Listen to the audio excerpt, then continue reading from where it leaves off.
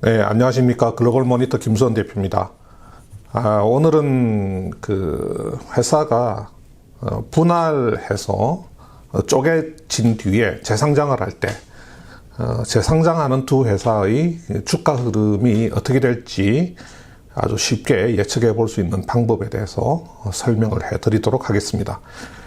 우선 자료를 한번 보실까요? 자료를 보시면, 신세계, 백화점 사업하고 마트 사업을 같이 하고 있었죠. 주식수는 100주, 또 시가총액 100만원. 여기서 마트 사업을 따로 떼내어서 새로 회사를 만듭니다. 회사 이름은 이마트. 남아있는 신세계는 백화점 사업만 하는 회사가 되죠. 주식수를 처음에 분할 전에 100주였는데 30주하고 이마트 70주 이렇게 나눕니다. 주식수를 이렇게 나누니까 시가총액도 신세계는 30만원, 이마트는 70만원 이렇게 나눠집니다. 자, 인적 분할을 한 거죠.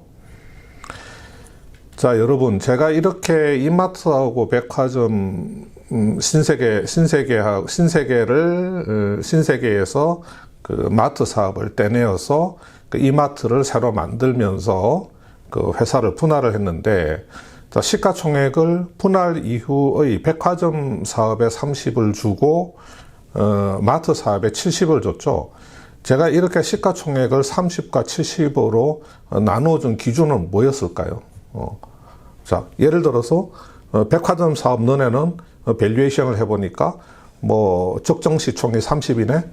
또 이마트 너네는 밸류에이션을 해보니까 적정 시총이 70이네. 그러니까 100을 나누어서 30과 70으로 배분한다. 이렇게 했을까요? 그렇게 한 게 아닙니다. 자료를 보면서 좀 말씀을 드릴게요. 기업을 인적 분할할 때 시가총액 분배의 기준은 뭐냐? 이 두 회사를 밸류에이션을 하여서 시총을 분배하는 것이 이게 아닙니다. 어떻게 하냐면 두 회사의 순자산 비율에 따라 나누는 거예요. 다시 말해서 재무제표 숫자에 따라 나누는 겁니다. 회사의 자산에서 부채를 뺀 것을 자본이라고 하잖아요. 이 자본은 다른 말로 순자산입니다. 회사가 가진 자산에서 갚아야 될 빚을 뺀 거. 그러니까 이게 순자산이죠. 자본이나 순자산이나 같은 말인데, 그냥 재무제표상에 나타난 순자산 비율에 따라서, 회사의 시총을, 인적 분할할 때 시총을 나눠버린다는 거죠. 실제로 한번 해볼게요. 자, 분할 전 신세계의 자료를 한번 보시면, 분할 전 신세계의 자산이 180이다. 부채가 80이다. 그러면 순자산은 100이죠. 자, 마트 사업을 떼서 새로 하는 회사를 만드는데 이 마트 사업이 자산을 100점 가져갑니다. 그 다음에 부채는 80에서 30을 가져갑니다. 그러면 마트 사업의 자산이 100, 부채가 30이니까 순자산이 70이 되죠. 남아있는 신세계는 자산을 80을 가져가고 부채를 50을 가져가니까 순자산이 30이 됩니다. 이렇게 분할 이후의 신세계하고 이마트 재무제표상으로 순자산이 30과 70이 되면 이게 바로 분할 비율이 되는 겁니다. 그래서 인적 분할 비율이 0.3 대 0.7이 되는 거죠. 자, 이렇게 분할 전에 회사를 분할을 해서 자산과 부채를 나눌 때는 그 사업에 맞는 자산과 부채를 가져가는 겁니다. 즉 뭐냐면 분할 전의 신세계에서 마트 사업과 관련된 자산을 가져가고 또 마트 사업과 관련된 부채를 가져가는 겁니다. 분할 이후의 신세계는 백화점 사업만 하니까 당연히 백화점 사업과 관련된 자산과 부채를 가져가는 거죠. 이렇게 해서 분할 이후의 신세계하고 이마트의 순자산을 구해봤더니 30과 70으로 이렇게 나눌 수가 있더라. 분할을 하는 과정에서 각자의 자산과 부채를 이렇게 찢어서 순자산을 계산했더니 30과 70이 나오더라. 그러면 분할 비율도 0.3 대 0.7, 분할 비율도 30% 대 70%로 해야 되겠구나. 그러면 분할 전의 시총이 100이었는데 이 시총을 백화점에는 30을 주고 마트에는 70을 줘야 되겠구나. 이렇게 분할된다는 거죠. 자, 자료를 한번 보시면 그래서 인적 분할의 기준이 순자산 비율에 따라서 결정이 된다는 겁니다. 그래서 이제 순자산 비율이 결정이 되면 시총을 이렇게 단순 순자산 비율에 따라 배분을 하니까 인적 분할을 하면 어떻게 되냐면 회사가 가지고 있는 실제 어떤 미래 수익 가치 같은 게 반영이 안 됩니다. 반영이 안 되고 회사의 실제 내재 가치에 비해서 시총을 많이 배분받아서 고평가되는 회사, 또 회사가 가진 실제 내재 가치에 비해서 시총이 적게 배분되어서 저평가되는 회사가 발생될 여지가 있는 겁니다. 자, 그림에 보시면 이렇게 분할 공시가 나오잖아요. 분할 공시가 나오고 나서 시간이 쭉 흘러가지고 이제 매매 거래 정지에 들어가게 됩니다. 일정 기간 동안 매매 거래 정지를 거쳐서 분할 재상장을 해야 되니까, 그러면 매매 거래 정지 요 시점쯤 가면 이제 법적인 이제 분할일이 되거든요. 분할 기일이 이제 되는 겁니다. 법적 분할일, 즉 분할 기일이 되는 거죠. 분할 기일이 다가오면서 이제 매매 거래 정지에 딱 들어가게 됩니다. 자, 이때 신세계하고 이마트는 이제 시총이 이렇게 배정이 되는 겁니다. 신세계, 너네는 분할 비율에 따라서 시총을 30을 가져가. 이마트, 너네들은 분할 기준에 따라서 시총을 70을 가져가. 자, 요게 이제 기준 시총이라는 거죠. 기준 시총. 기준 시총을 이렇게 배정을 받고, 실제 시총은 언제 결정되냐면 분할 재상장하고 나서 딱 시장에 딱 올라갔을 때 시장 참여자들에 의해서 거래가 되면서 주가가 분할 재상장일부터 주가가 형성되면 그때는 이제 실제 시총이 결정이 되는 겁니다. 그거는 이제 알 수가 없죠. 신세계 30, 이마트 70은 분할 재상장을 위해서 배정된 이제 기준 시총이고, 실제 분할 재상장일 날 실제 시총은 얼마가 될지는 모르겠지만 이 두 회사의 시총에 어떤 변화가 있을 거다, 주가에 어떤 변화가 있을 거라는 것은 어느 정도 예상을 해볼 수가 있는 겁니다. 자, 그걸 하나 설명을 드리겠습니다. 그림 보시면, 자, 신세계는 분할 재상장 기준 시총으로 30을 받았다. 이마트는 분할 재상장 기준 시총으로 70을 받았다. 근데 자, 시장에서 예상하기를, 시장의 애널리스트, 시장의 전문가들이 예상하기를 백화점의 앞으로 예상 순이익은 한 3쯤 된다. 비교기업, 뭐 롯데백화점이라든지 뭐 현대백화점이라든지 이런 그 비교기업의 PER 수준이 5다. 그러면 3 곱하기 5를 해서 신세계의 적정 시총은 한 15 정도로 추정이 되는 겁니다. 이마트 한번 볼게요. 자, 마트 사업의 예상 순이익은 우리 유능한 애널리스트들이 한 15 정도로 예상한다. 그러면 비교 대상 마트 기업들의 PER은 한 10쯤 된다. 그러면 15에다가 10을 곱하면 적정 시총은 150이 되는 겁니다.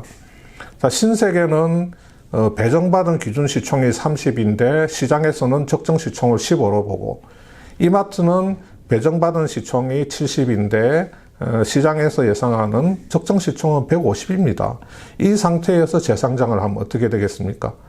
당연히 신세계의 주가는 정체되거나 떨어질 가능성이 높고, 이마트의 그 주가는 좀 날아가겠죠. 왜냐하면 기준 시총하고 적정 시총 간의 차이가 굉장히 많이 납니다. 이 두 시총 간의 차이가 굉장히 많이 나기 때문에 분할 재상장일 날 실제 거래가 시작되면 이건 보나마나 이마트의 주가는 훅 날아가게 돼 있다는 거죠. 자, 이렇게 우리가 분할 재상장 기업의 그 재상장 이후의 주가 흐름을 이런 식으로 예상을 해볼 수가 있습니다. 자, 그러면 실제 사례를 한번 볼게요. 그러니까 이지바이오가 2019년 11월 달에 분할 공시를 내고 작년 6월 달에 분할 재상장을 했습니다. 자, 이지바이오는 사료 사업하는 회사죠. 근데 이 사료 사업 부문을 그냥 통째로 떼내서 분할을 해서 회사를 하나 만듭니다. 회사 이름은 뭐 그냥 이지바이오로 하고, 남아있는 회사는 그냥 지주회사, 이지홀딩스로 해서 지주회사로 만듭니다. 그래서 이 지주회사 밑에 이 자회사들은 분할 전에 ABCD 이 자회사들은 분할 이후에는 이지홀딩스 밑에다가 다 깔아버리고 새로 신설한 이지바이오는 사료사업 전문회사로 이렇게 만드는 거죠. 그런데 분할 비율이 0.96 대 0.04입니다. 그 말은 무슨 말이냐면 회사의 순자산, 이지홀딩스가 분할하면서 회사의 순자산을 96%를 가져가고 이지바이오는 회사 순자산의 4%밖에 못 가져간 거죠. 그러다 보니까 순자산이 96대 4로 나누어지니까 분할 비율을 0.96 대 0.04로 정했다는 거죠. 그러면 이 분할 비율에 따라서 시총이 나눠지니까 분할 전 시총 2,468억 원이 그 기준 시총이 어떻게 나눠지냐면 2,335억 대 133억으로 이렇게 나눠지는 겁니다. 자, 그러면 이어서 계속 그림을 보시면 이 이지바이오, 이지바이오 사료 전문 그 기업으로 분할되는 이지바이오는 기업 가치가 어느 정도 되느냐? 우리 시장의 애널리스트들이 평가를 할 때 사료 사업하고 사료 첨가 사업을 하는데 영업 가치가 2,200억에서 3,100억 정도로 평가됐습니다. 여기에 회사의 순차입금이 700억이 있으니까 영업 가치에서 순차입금을 빼주면 이지바이오의 적정 시총은 1,500억에서 2,400억으로 평가가 된 거죠. 적정 시총이 1,500억에서 2,400억으로 평가되었는데 이지바이오가 분할 과정에서 갖게 된 그 기준 시총은 133억밖에 배정을 못 받은 겁니다. 그러니까 당연히 분할 재상장을 하게 되면 이지바이오의 주가는 팽팽 날아가게 되는 거죠. 배정받은 시총 133억. 그러나 시장에서 평가하는 실제 적정 시총은 1,500억에서 2,400억. 그래서 작년 6월 달에 이지바이오가 분할 재상장했는데 지금 현재 그 이지바이오의 시총은 한 2,400억 정도 됩니다. 그러니까 그때 분할 재상장 때 예상했던 그 시총 레인지의 그 상단부 정도에 해당되는 시총이 지금 이지바이오의 시총이라는 거죠. 이지홀딩스의 지금 현재 시총은 한 2,800억 정도 됩니다. 그 당시에 분할 재상장 기준 시총으로 배정받은 거는 2,300억인데 지금 2,800억이니까 이지홀딩스 같은 경우도 시총이 이제 좀 늘어난 그런 형태가 되는 거죠. 그래서 이지바이오 분할 당시에 우리는 이지홀딩스보다는 분할 이후에 이지바이오의 주가가 팽팽팽 날아간다 하는 것을 얼마든지 예상을 해볼 수가 있는 겁니다.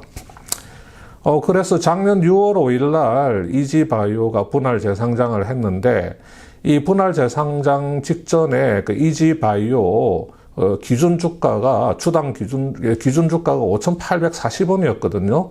그런데 불과 5달 만인 작년 11월 초에 그 이지바이오 주가가 얼마까지 올라갔냐면 한 95,000원까지 올라갔습니다. 16배나 올라간 거죠.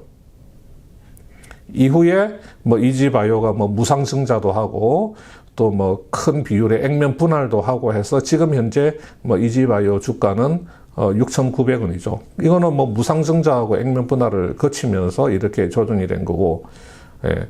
분할 재상장 전에 기준 주가 5,840원에서 딱 분할 재상장 딱 되자마자 그때부터 주가가 상상 바바바박 올라가면서 불과 5달 만에 95,000원, 16배까지 멋지게 올라가는 그런 이제 차트를 이지바이오가 만들어낸 겁니다. 자, 그 다음에 이제 에코프로 이야기 한번 해볼까요? 작년 11월 달에 분할 공시 나왔고, 오늘 5월 29일이니까 바로, 오늘 5월 31일이죠. 오늘 5월 31일 월요일이니까 지난주 금요일인 5월 28일 날 분할 재상장이 되었습니다.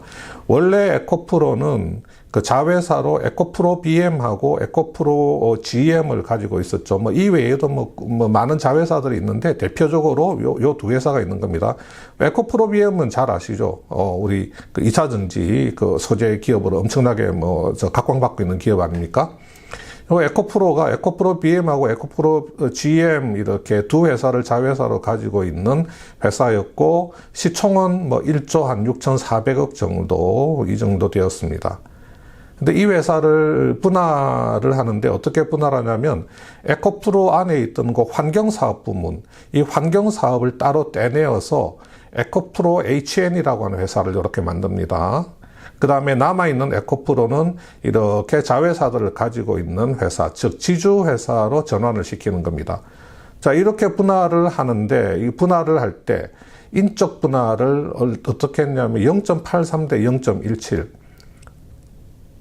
자, 순자산 비율에 따라서 분할 비율을 정하다 보니까 이렇게 인적 분할 비율이 정해지고 인적 분할 비율이 이렇게 정해지다 보니까 에코프로가 시총 1조 4천억을 배정받고 에코프로 HN이 시총 2,400억 원을 배정받은 겁니다. 그런데 이 에코프로 HN은 2,400억을 배정받아서 기준 주가는 62,200원이었지만 시장에서 평가하는 적정 시총은 8천억 원이에요. 시장에서 애널리스트들은 시총 한 8천억 기업으로 평가를 하는 겁니다. 배정받은 시총 2,400억, 적정 시총 평가액 8천억. 그러니까 이 에코프로 HN은 분할 재상장하고 나면 주가가 팽팽 날아갈 수밖에 없는 겁니다. 에코프로 같은 경우는 기준 시총을 1조 4천억이나 배정받았고 그래서 기준 주가가 77,400원으로 정해졌지만 시장 컨센서스 적정 그 시총은 1조 2천억 정도? 그 정도밖에 안 됩니다. 그러니까 에코프로는 주가가 떨어질 거다. 대충 뭐 정체되거나 아니면 떨어질 수밖에 없다 하는 걸 예상을 할 수가 있죠. 근데 지난주 금요일 날 실제로 분할 재상장 첫날에 이 에코프로 같은 경우는 실제 시총이 1조로 형성되었습니다. 그날 주가를 보면 에코프로 같은 경우는 분할 재상장일 날 시초가 51,800원으로 시작해서 종가는 53,400원 찍었죠. 자, 공식적으로는 시초가보다도 종가가 높으니까 3% 상승한 걸로 기록됐지만 사실은 그 분할 재상장 기준 주가가 77,400원이었는데 종가가 53,400원 찍혔으니까 우리가 시장에서 예상한 것보다는 많이 떨어진 겁니다. 좀 떨어질 걸로는 봤지만 시장 예상보다는 사실은 시장 예상보다는 시초가가 많이 떨어져서 출발을 했고 역시 종가 수준도 어차피 기준 주가보다는 많이 떨어졌고 시총도 겨우 한 1조 정도 이렇게 된 겁니다. 에코프로 HN은 아니나 다를까 실제 시총이 6,200억 원이 된 겁니다. 기준 시총은 2,400억 원이었는데 자, 이날 주가 흐름을 보면 시초가가 124,400원입니다. 기준 주가가 여기 62,200원이었는데 이날 장 개시 주가가 124,400원 따블이 됐죠. 기준 주가의 따블이 됐죠. 그 다음에 기준 주가 따블로 시작해가지고 상한가 가가지고 161,700원 종가로 마감했습니다. 우리가 말하는 따상이 된 겁니다. 분할 재상장을 하면서 기준 주가 대비해서 2배 오르고 따가 되고 따된 가격에서 출발하면서 상한가를 때리니까 종가는 161,700원.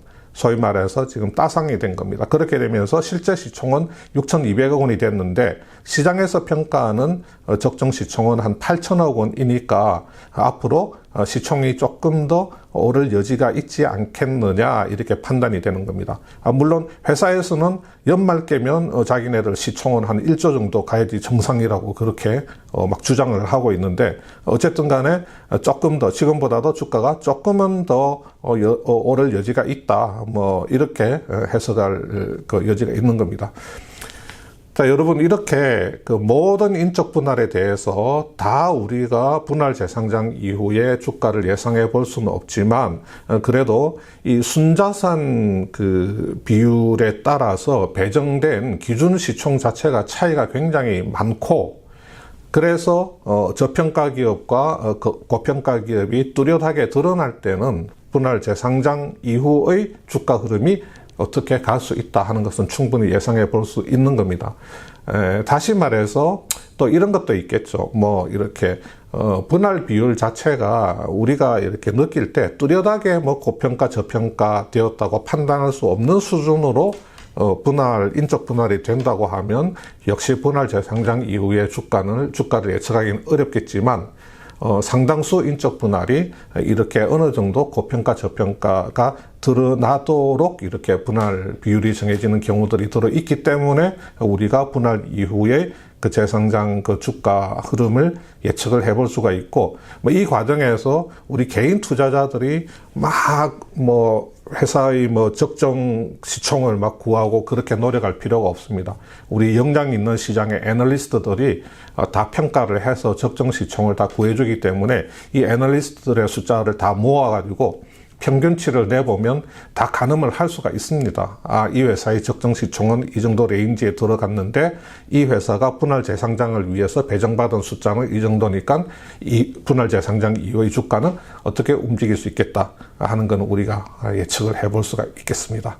예, 어떤 좋은 투자의 팁이 됐으면 하는 바람입니다. 다음 시간에 뵙겠습니다. 감사합니다.